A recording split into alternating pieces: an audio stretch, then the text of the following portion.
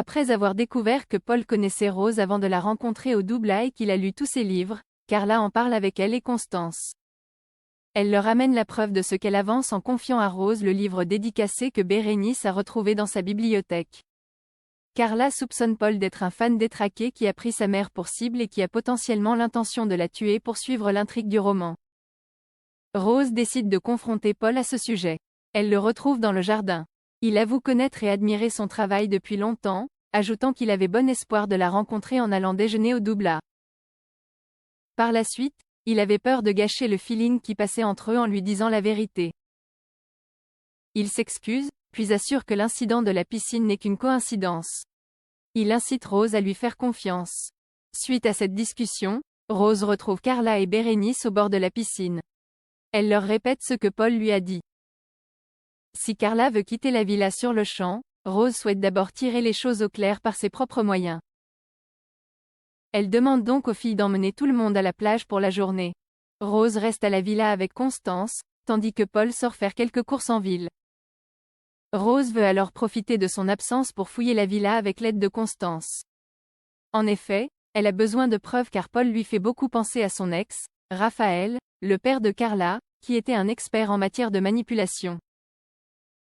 À la plage, Carla n'arrive pas à profiter du moment car elle s'inquiète pour sa mère. Elle finit par révéler aux autres ce qu'elle a découvert sur Paul avec Bérénice. Au même moment, Constance envoie un message à sa sœur pour lui demander le code du bureau de Paul. Rose et Constance entrent ainsi à l'intérieur pour fouiller. Constance tombe sur un dossier au nom de Maria Garnier, tandis que Rose découvre un journal intime dans lequel Paul semble écrire tous les jours. Les dernières lignes qu'il y a écrites indiquent « Elle est toujours dans ma tête, et pourtant un jour je sais que je devrais la faire disparaître. » Soudain, Paul apparaît dans le bureau et les prend en flagrant délit. Rose exprime son besoin d'avoir des réponses.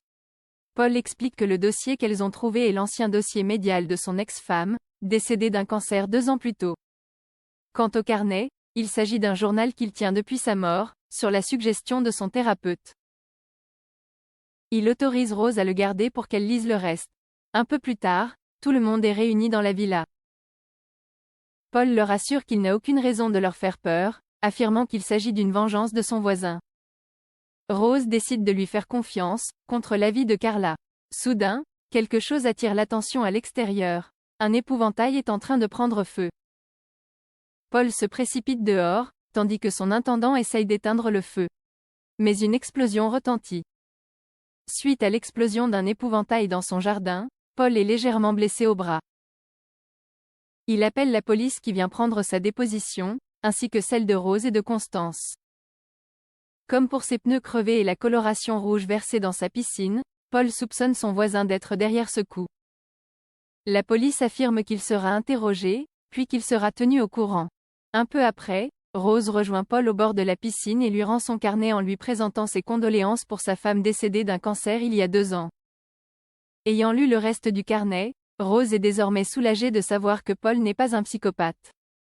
Rose et Paul se pardonnent mutuellement, puis s'embrassent. Rose va ensuite faire une balade sur la plage avec Carla. Elle lui assure que Paul est quelqu'un de confiance. Mais elle n'en veut pas à sa fille de s'être méfiée. Au contraire, elle est touchée par son instinct de protection vis-à-vis d'elle alors qu'elle refusait de lui adresser la parole il n'y a pas si longtemps. Leur relation a effectivement évolué. Carla le confirme et lui prend la main. De retour à la villa, Rose et Carla profitent de la piscine avec Jasmine et Jim. Paul les rejoint avec une bouteille de champagne. Ayant eu des nouvelles de la gendarmerie, il annonce que son voisin est au commissariat. Pour fêter ça, Paul décide d'organiser une pool party. Suleiman va prêter main forte à Cléo qui dresse la table de la terrasse et en profite pour l'inviter à la pool party. La jeune fille décline, expliquant que ses parents ne veulent pas qu'elle se mélange aux invités car ce n'est pas professionnel. En revanche, elle propose à Suleiman de la retrouver dans 1 heure dans une clairière non loin. Le jeune homme se rend au rendez-vous. Ayant fait le mur, Cléo le rejoint quelques minutes plus tard. Ils s'embrassent. À la villa, Rose et Constance sont soulagées que l'ambiance soit enfin détendue. Jasmine demande alors à Rose ce qui se passe dans son roman, après la piscine rouge sang et l'épouvantail en feu. Elle raconte donc que toutes les personnes se font tuer et que l'héroïne meurt à la fin. Carla se dépêche ensuite de mettre de la musique pour éviter que l'ambiance soit plombée. Tout le monde ignore qu'un individu les observe à travers des jumelles. Jasmine semble être sa cible. À l'institut, Solal croise Zoé qui va déposer son dossier de candidature pour le concours dans le bureau de Myriel. Le jeune homme avoue avoir entendu sa conversation de la veille avec Gary et l'encourage à dire la vérité à Lionel au sujet de son bac. Mais Zoé craint la réaction de son frère s'il sait qu'elle n'a pas décroché son bac et préfère reporter ce moment à plus tard. Solal rejoint ensuite Lionel. Ce dernier croit toujours que Zoé a eu son bac avec mention très bien. Pour la féliciter, il a l'intention de récupérer son relevé de notes et de le lui encadrer afin de lui offrir. Solal essaye de l'en dissuader, en vain. Lionel se rend donc dans le bureau d'Antoine pour lui dévoiler son idée de cadeau et lui demander de récupérer le relevé de notes de Zoé. Le directeur adjoint dissipe donc le malentendu à ce sujet et lui annonce la vérité. Lionel retrouve aussitôt sa sœur dans le parc, incapable de comprendre comment elle a pu rater son bac alors qu'elle a toujours excellé à l'école. Il l'incite à redoubler son terminal afin d'obtenir son diplôme sans lequel elle ne pourra pas faire d'études supérieures. Zoé rétorque que l'obtention du bac n'est pas obligatoire pour passer le concours de l'institut. Considérant qu'il ne s'agit que d'une lubie de sa sœur, Lionel a bien l'intention de l'en empêcher. Maya vient rendre visite à Stanislas à l'institut à l'improviste. Celui-ci s'éclipse du double pour boire un verre avec elle à l'extérieur. Mais il est rattrapé par Thibaut, qui s'inquiète de l'absence de Laetitia en salle. Stanislas lui demande de faire avec. Lorsque Stanislas revient s'asseoir à sa table, Maya lui demande s'il a eu une aventure avec Laetitia, précisant qu'elle ne lui en voudrait pas si c'était le cas. Stanislas avoue qu'il a eu une liaison avec Laetitia, affirmant y avoir mis un terme dès qu'elle est sortie du coma. Maya lui avoue alors sa liaison avec Sébastien, qui a débuté quelques mois avant son coma, ajoutant qu'elle est tombée amoureuse de lui. Stanislas se remémore le message que Maya lui avait laissé, dans lequel elle l'encourageait à vivre sa vie. Il a néanmoins du mal à s'y résoudre. Maya lui confirme que leur relation restera un bon souvenir car ils ont vraiment été heureux ensemble, mais elle le pousse à se rendre à l'évidence, c'est fini. Le lendemain, Stanislas passe voir Laetitia dans le bureau de la direction afin de prendre de ses nouvelles, notamment par rapport à Kelly qu'elle a accompagnée à Dinard. Mais Laetitia se montre très froide envers lui, y compris lorsqu'il lui présente ses excuses pour ce qu'il lui a dit. Au même moment, Antoine entre dans le bureau. Laetitia en profite pour mettre un point final à sa discussion avec Stanislas.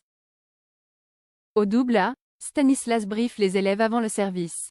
Il est troublé de constater que Laetitia rejoint leur rang. Dès qu'il en a l'occasion, il va lui demander ce qui l'a fait changer d'avis. Laetitia estime qu'elle doit désormais mettre sa carrière en priorité. Elle souhaite donc revenir à une relation purement professionnelle avec le maître d'hôtel. Après le service, Stanislas ne s'avoue pas vaincu et suit Laetitia jusqu'à l'économa pour lui dire enfin ce qu'il a sur le cœur.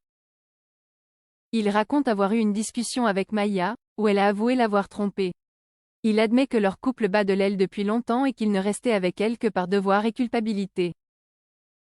En réalité, il est tombé amoureux de Laetitia. Celle-ci est profondément touchée par sa déclaration d'amour, lui confirmant que ses sentiments sont toujours réciproques. Stanislas et Laetitia s'embrassent. Dans le parc, Malik culpabilise de s'être trompé sur les gâteaux du gender reveal. Maya pense qu'ils n'ont pas de soucis à se faire. Hortense vient alors les voir pour les informer que les deux clients l'ont convoquée avec Mehdi et qu'elle semblait bizarre au téléphone.